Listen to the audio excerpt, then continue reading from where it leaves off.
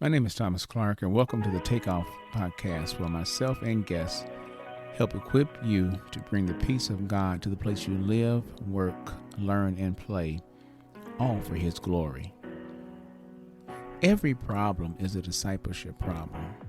Being a disciple of Christ does not guarantee that we will not have problems. It does, however, give us the tools to face the challenges of life that come our way. My worldview is that Christ transforms culture, and He does it through His followers. The goal of Takeoff is to equip you for movemental thinking when it comes to making disciples. Welcome to Season 3. In this season, we will cover power, authority, how to overcome outrage, and we will discuss the robust gospel. Okay, let's get into it. And this is episode 11 of season number 3. And again, as with the previous couple of episodes, we're putting it all together. And in this episode, we're discussing the fact that we need biblical community. That's what we need, biblical community. As we look at the intersection, the crossroads, the amalgamation, the combination of power, authority, overcoming outrage, and the robust gospel, then where do we live all this out? We live it out in biblical community. In short, disciples of Jesus need balance, or a good tension in our lives of up, in, and out. I'm going to unpack that in just a moment. But that tension of up, in, and out, of the rhythm with which we should live, is best seen through a missional community or microchurch. A missional community or microchurch, by definition, you all, is the most basic and yet full expression of the church of Jesus Christ. It is a spiritual family rooted in everyday life where Jesus is king. Together, people there live out regular rhythms of worship, community, and mission. Worship is what we would look at as up, community in, mission is out. Partnering in God's kingdom where they live, work, learn, and play is not about size. It's about a lifestyle. It's simple, reproducible, scalable, and quite frankly, you all, it's highly, highly, highly inclusive. That is, even young people can do this.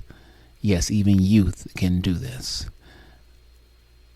In Micah chapter 6, verse 8, I'm going to read it from the New Century Version, but then I'm going to explain some things using the familiar King James Version of that same verse. It says, "The Lord has told you, human, what is good. He has told you what He wants from you, to do what is right to the people, love being kind to others, and live humbly, obeying your God." We see all three rhythms of out, in, and up there in that verse. So let me read just those clauses in the New Century, and I'm going to tell you the parallel clause in the King James Version. So to do what is right to other people, that is, you all, the King James says that's when we act justly. For us, then, in the Disciple Maker movement, specifically in the Launching Pad worldwide, these are service projects, which we would do 2 times in a 4-week period. That is, we're serving other people. We're serving other people in ways that mean something to them. Then we love mercy. That's the N. In New Century, it says love being kind to others. King James, love mercy. And those are the social momentum events. Again, we do those 2 times over a 4-week period as well. We add that into our rhythm. And then live humbly, obeying your God, or walk humbly with your God. That's the up. That is for us the worship. I'm not talking about Sunday. I'm talking about the life we live. I'm talking about when we get together at least 2 times over a 4-week period in the Disciple Making movement, specifically in the Launching Pad through our mission communities and microchurch. And That's where we have our Discovery Bible study. We have the singing and the praying. We have the communion. Praise God, if someone comes to salvation through Jesus Christ, we've had baptism right there in someone's home in the bathtub. So those are the three. That's the out, the in, the up. And all three are necessary. And actually, to be like Christ, which we should want to be like Christ, we say we're a follower of Christ. And I'll talk a little more about that in a second. But those are the rhythms that Christ had in his life. Yes, Christ lived the out, in, and up also. So out, he served other people. In, he had community with his followers, specifically his 12 disciples. He had community with them. And up, he had time alone with the Father. And just as Jesus had regular rhythms of the out, in, and up, we need those rhythms also. Stay with us. We'll be right back. Thank you so much for coming by the podcast page. I really appreciate it. Hopefully the information that is shared has and will be able to benefit you and also the people you know. Listen, if it has been, or you believe it will benefit you, I'm asking you to do me two favors. First of all, please follow. Yeah, click follow. That way, every time a new episode is released, you will be alerted and you can stay current on everything that we're talking about. But additionally, I'm going to ask that you consider supporting. Your financial support goes a long way to help me help others in the work that we're doing in creating the disciple-making movements. For your monthly or yearly support, not only will you receive access to episodes before everyone else does, but you also will on a monthly basis have a live Q&A with me where I will be able to answer questions based on the episodes, questions you may have from what's been shared. There's only so much that myself and my guests can say during the podcast recordings, but during the live Q&A, we can take a deeper dive into questions you may have, ways that we've seen it play out and work out, and perhaps even some suggestions that you may have that we may be able to comment on to help you and help equip you to help bring the peace of God to the places you live, work, learn, and play. Thank you again for following and for supporting. I appreciate it.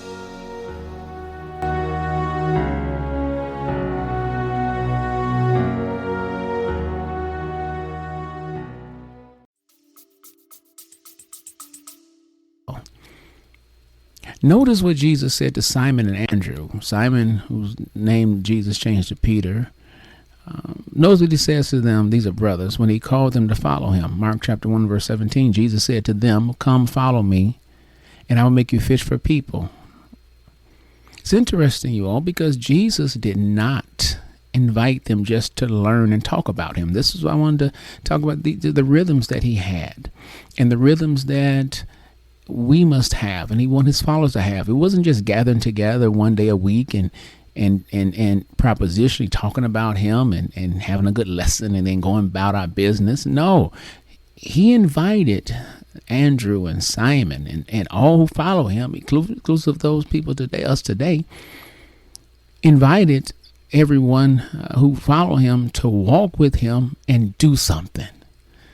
Yeah, don't just learn and talk about me and have good conversation about me and propositionally and state the truth of what I may have said. No, walk with me and do something.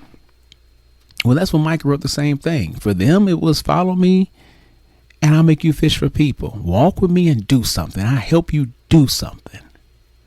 Put it into action, obedience. Well, Micah wrote the same thing, that we do right to others, love being kind, live humbly, obeying God, walk humbly. We don't just walk and just talk about him. No, we do something. We get a rhythm with that. Too many times we limit talking to God and listening to God when we talk about being his follower. But we have to walk with him and do something. Honestly, you all, for those who are married or those who aspire to be married, no marriage is going to be successful if all the couple does is talk but never walk out life together. You can't just talk about it. No. The richer and poor, sickness and in health, for good and for bad or for worse. All of that, you all, involves doing something, walking together. Yes, it was walking together. I'm afraid too often local expressions of the church are two of the three, but not all three. When I'm talking about local expressions of the church, I'm talking about the place people go and call church. Too often we have two or three, but don't have all three. So sometimes there's the in and up, but not the out. So they like to hang out together and have fellowship. They like to come together and say they're worshiping God, but then don't serve others in ways that mean something to the people serving. Sometimes there's the in and out, but not the up. So they come together for good fellowship. They go out and help other people, but then won't come together and actually obey God through living a life of worship and having that time of hearing from him, see what he wants. Sometimes there's the up and out, but not in. So they have the time of worship. And also, in addition to that, you all, they have the time of going out and helping other people, but then they don't spend any time together. They don't know each other and really don't trust one another. Following Jesus, though, cannot and should not be limited to propositional knowledge alone. To say something's propositional means it's a statement of fact. It's true. That's nice, but it has to go beyond that. And again, getting into these rhythms where it's not just propositional is best seen through a missional community or microchurch. A microchurch, a missional community, is the most basic and yet full expression of the Church of Jesus Christ. It is a spiritual family rooted in everyday life where Jesus is king. And together, the people who make up, the followers of Christ who make up a missional community or microchurch, live out regular rhythms of worship, community, and mission. The up, the in, and the out.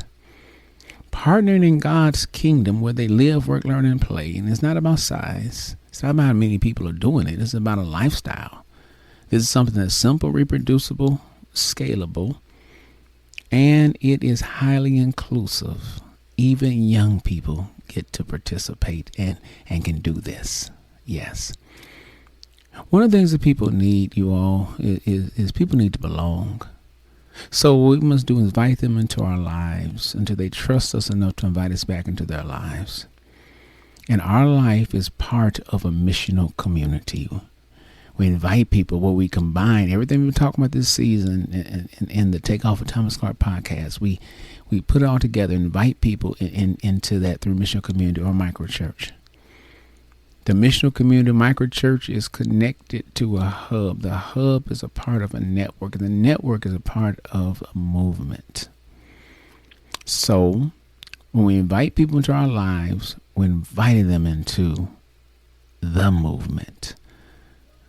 Yes, the true capital C Church of Jesus Christ. And as we move together, I'm not talking about a fellowship. I'm not talking about a reformation. I'm not talking about a denomination. I'm talking about a movement, something, you all, that is transformative. Having said all of that, and I really appreciate you hanging out with me for this episode, have a couple of questions. I always end with some questions. One question is, what is God calling you to join or start that can help you and others organically and incarnationally live the rhythms of up, in, and out? Perhaps he's calling you to become a part of a missional community or microchurch within a disciple-making movement. Or perhaps he's calling you to start a missional community or a microchurch. Missional community for us is geographically based. A microchurch is affinity based. You have something in common with people. and you feel God's leading you to a certain group of people, or maybe there's a certain area, geographical area He's calling you to have people to walk and make disciples and walk with you, and you walk with them in this way. But what He's calling you to do, He's calling us all to do something. What is the something He's calling you to do? And then secondly, what is your I will statement? As a result of engaging in this episode, what is it that you will start or stop doing? And then who are you going to share it with? Not just to regurgitate or repeat what's been said, no, but to actually walk with them, do life with them, to actually challenge them, let them hold you accountable, and then challenge them to find someone to hold them accountable, to actually do it. Where you engaged with them what we said as you're doing it, and then you challenge them to do it also. And perhaps as God is leading and they take up the challenge and they actually share with someone else, perhaps that is the genesis of a missional community microchurch that God has for you, where you all can make disciples together. Again, I appreciate you hanging out. I encourage you to consider supporting. Please, by all means, follow this podcast so that whenever another episode is released, you can be notified. And support, for your support, your financial support, it can be as low as $3 a month. You have access to episodes in advance, as well as a monthly Q&A, where we can not only unpack some of what we've talked about, but then there's maybe questions you have either on episodes or about disciple making, and we can, as people say, chop it up. I would welcome that. Thank you again, and let's take off.